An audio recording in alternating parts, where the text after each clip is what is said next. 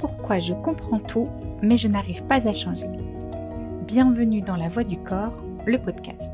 Je suis Aude-Jeanne et ici on écoute la voix de votre corps. Avant de commencer cet épisode, je vous invite simplement à prendre quelques secondes pour revenir à vous. Comme à chaque fois. Sentir que vous êtes là, peut-être sentir les points d'appui de votre corps, peut-être votre respiration, sans chercher à la modifier, sans chercher à vous détendre. Simplement constater. Aujourd'hui, j'aimerais répondre à une phrase que j'entends presque tous les jours. Une phrase que vous vous êtes peut-être déjà dite à vous-même. Aude, je comprends tout. Je sais pourquoi je réagis comme ça. J'ai compris mon histoire. J'ai déjà travaillé sur moi. J'ai fait plusieurs thérapies. Et presque toujours, la tête rentrée dans les épaules, vous ajoutez « mais je n'arrive pas à avancer ». Je crois que cette phrase est l'une des plus douloureuses, parce qu'elle donne l'impression d'avoir fait énormément d'efforts, sans résultat. Comme si quelque chose résistait, comme si votre corps refusait de changer. Alors aujourd'hui, j'aimerais déjà vous enlever un poids. Comprendre est indispensable, vraiment. Comprendre permet de mettre du sens, de relier des événements, de sortir parfois de la culpabilité. Comprendre est une étape essentielle, mais comprendre ne suffit pas toujours. Vous vous souvenez peut-être d'une phrase que je vous ai déjà partagée dans un épisode précédent. Votre tête comprend, votre corps apprend. Votre cerveau adore les explications. Il adore faire des liens, comprendre pourquoi, chercher une logique. Mais votre corps, lui, n'apprend pas de la même façon. Il apprend par l'expérience, par ce qu'il ressent, par ce qu'il vit, par ce qu'il enregistre, et c'est complètement différent. Je vais prendre un exemple que j'utilise très souvent au cabinet. Imaginez une personne qui a une peur panique des araignées. Vous aurez beau lui expliquer pendant 1 heure que cette araignée n'est pas dangereuse, qu'elle ne va pas lui sauter dessus, qu'elle est même utile pour notre environnement, son corps, lui, ne l'entendra pas. Il suffira que cette personne ait seulement l'impression d'en voir une pour que son cœur s'emballe, que sa respiration s'accélère, que ses muscles se contractent. Et bien souvent, cette personne aura un geste de recul, avant même d'avoir constaté que c'est vraiment une araignée. Pourquoi ? Parce que parler n'a jamais éteint la peur de personne. Je vais le redire, parce que cette phrase est importante. Parler n'a jamais éteint la peur de personne. En revanche, vivre progressivement de nouvelles expériences de sécurité, oui. À ce moment-là, le corps commence à apprendre autre chose. Et c'est exactement ce qui se passe avec vos blessures émotionnelles. Vous pouvez connaître votre histoire par cœur. Vous pouvez savoir pourquoi vous êtes devenu hyper vigilant. Pourquoi vous avez peur d'être abandonné. Pourquoi vous manquez de confiance. Vous pouvez savoir pourquoi vous vous mettez toujours la pression et tout cela est important. Mais tant que votre corps n'a pas vécu une expérience différente, alors il continuera à réagir comme il l'a appris. Et c'est souvent à ce moment-là que vous me regardez avec espoir quand je vous donne cette explication. Parce que vous comprenez enfin que vous n'avez pas échoué, que vous n'avez pas manqué de volonté. Je vous explique que votre corps fait simplement ce qu'il a appris à faire. Et j'ajoute autre chose qui est très important pour moi. Je ne cherche jamais à vous faire oublier un souvenir. Cette précision est essentielle parce que certaines personnes me disent « Aude, je ne veux pas oublier ce que j'ai vécu ». Je vous rassure tout de suite, je ne vous proposerai jamais d'oublier et de toute façon, je ne peux pas le faire. On n'efface pas une partie de sa vie. En revanche, si on n'efface pas les souvenirs, on peut effacer les ressentis corporelles désagréables qui sont liées à ce souvenir. Imaginez, vous pensez à un souvenir douloureux, et aujourd'hui encore, rien qu'en revenant à ce souvenir, votre ventre se serre, votre gorge se bloque, votre cœur s'accélère, votre respiration change. Ce n'est pas le souvenir qui fait souffrir, c'est tout ce que votre corps continue de revivre à chaque fois que ce souvenir se réactive. Et c'est exactement là que le travail devient possible. Non pas pour effacer votre histoire, mais pour que votre corps n'ait plus besoin de la revivre à chaque fois comme si elle était encore en train de se produire. J'espère que cette explication vous rassure déjà. C'est rassurant parce que cela signifie que votre passé ne disparaîtra effectivement jamais, mais que votre présent, lui, peut changer. Il y a quelques années, à mes débuts, je pensais moi aussi que comprendre suffisait. Et puis au fil des accompagnements, j'ai vu des personnes comme vous, certainement, qui connaissaient parfaitement leur histoire. Elles pouvaient tout raconter, tout m'expliquer, tout analyser même. Et pourtant, au moindre déclencheur, le corps repartait exactement au même endroit. C'est là que j'ai compris que le corps ne demande pas seulement qu'on le comprenne, il demande qu'on lui fasse vivre une autre expérience. Une expérience dans laquelle il découvre petit à petit qu'il n'est plus obligé de rester en mode survie. Il y a une question que je pose à chaque personne que j'accompagne. C'est la question qui termine la séance bilan. Je vous demande simplement, faites-moi une phrase positive qui commence par « je veux » et qui va me dire ce que vous attendez de moi au travers de cet accompagnement. Comment voulez-vous vous sentir? Alors très souvent, vous me répondez « je ne veux plus faire de crise d'angoisse, je ne veux plus être stressée, je ne veux plus avoir peur, je ne veux plus avoir mal, je ne veux plus penser à tout ça. » Alors je souris parce que je comprends parfaitement votre réponse, mais je vous reprends gentiment. Je vous demande une phrase positive. Comment voulez-vous vous sentir? Il y a souvent un silence à ce moment-là. Vous prenez le temps, parce qu'au fond, c'est vrai, ça n'est pas toujours facile de formuler une phrase positive. Vous passez tellement de temps à lutter contre ce que vous ressentez que vous oubliez de vous demander comment vous aimeriez vous sentir. Et c'est là, à ce moment précis, que quelque chose change. Vos épaules se relèvent un peu, votre tête, le regard aussi, et vos réponses deviennent « je veux retrouver de la sérénité »,« je veux me sentir libre »,« je veux profiter de la vie »,« je veux retrouver confiance »,« je veux me sentir en sécurité ». Parfois vous me dites aussi « je veux redevenir comme avant »,« je veux retrouver la femme que j'étais ». Alors elle était comment cette femme? Je veux me sentir légère.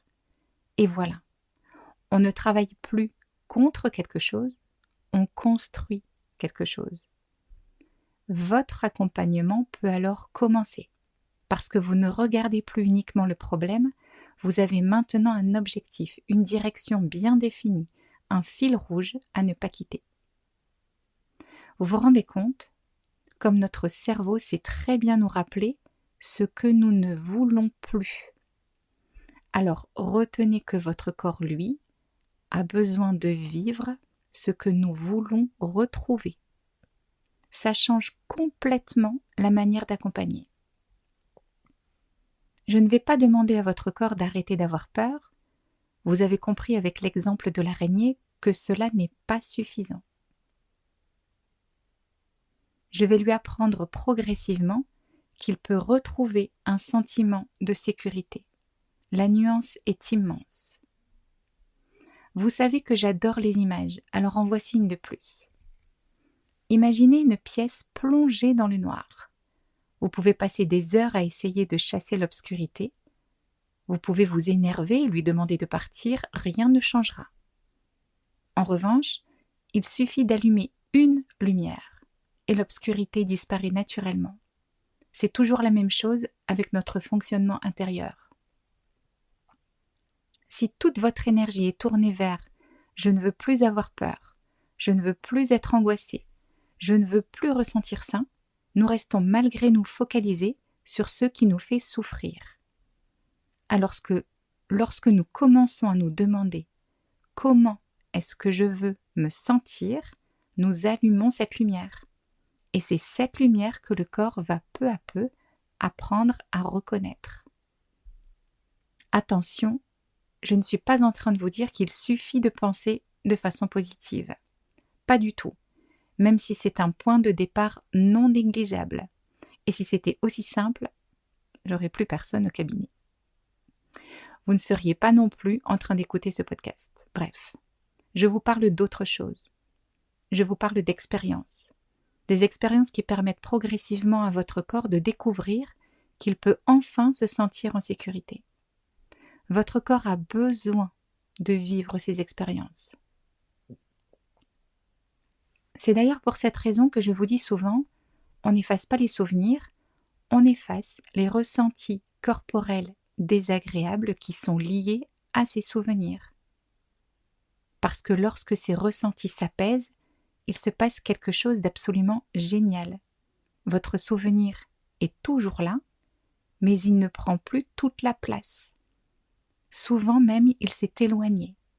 Il ne dirige plus votre présent, il devient une partie de votre histoire et plus une prison.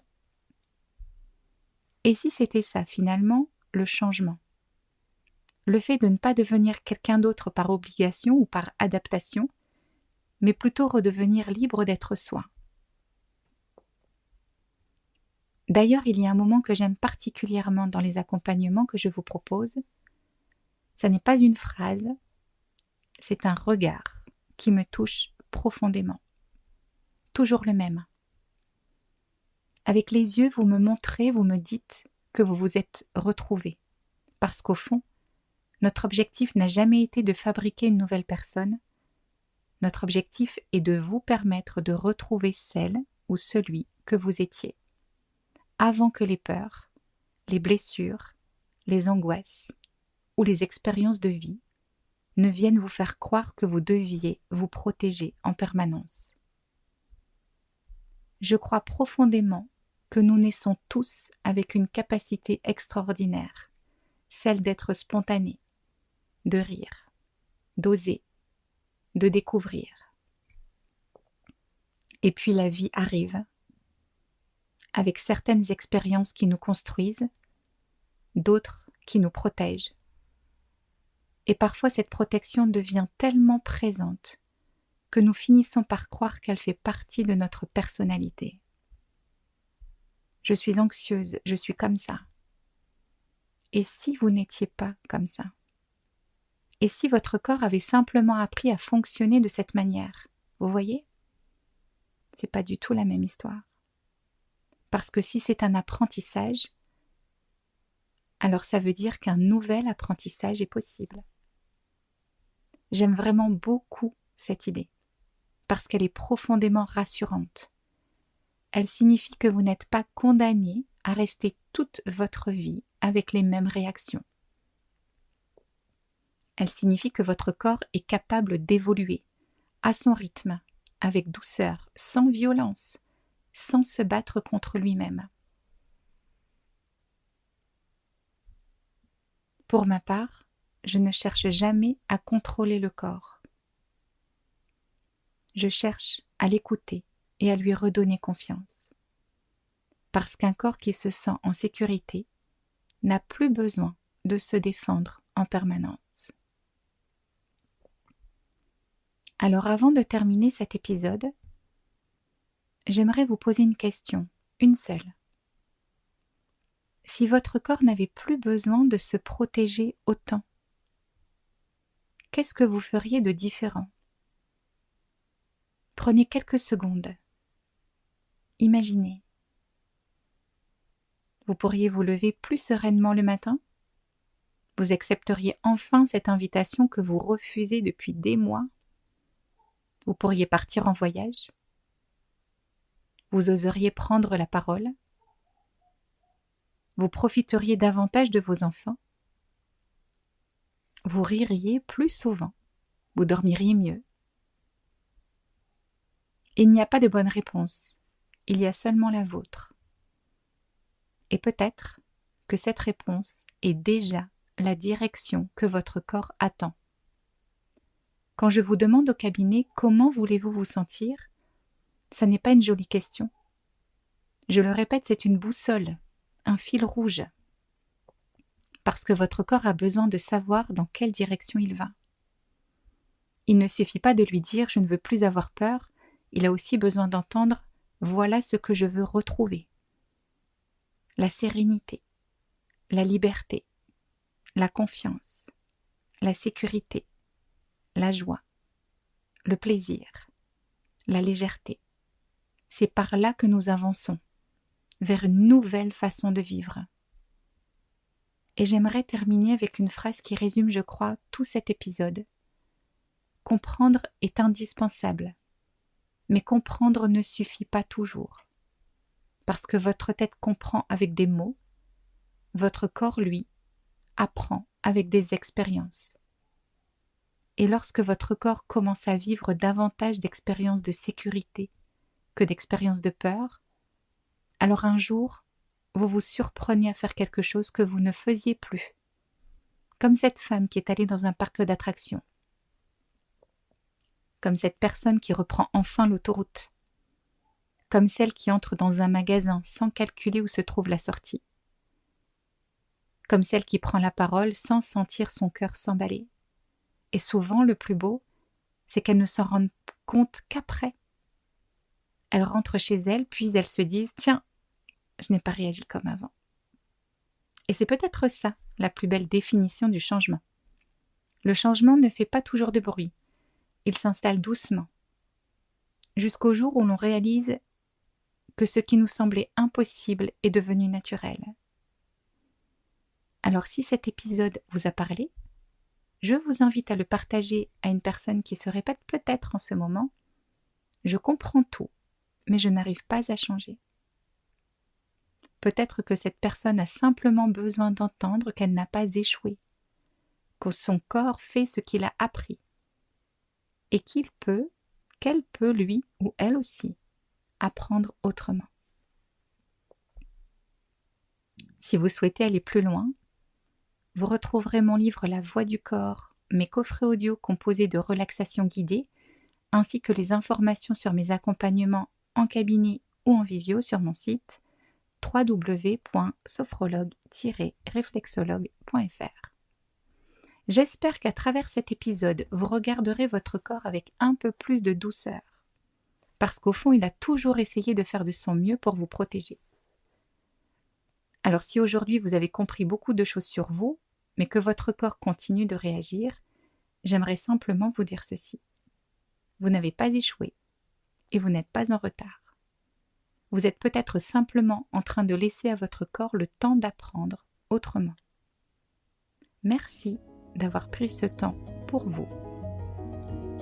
Je vous retrouve très bientôt pour un nouvel épisode de La Voix du corps, le podcast.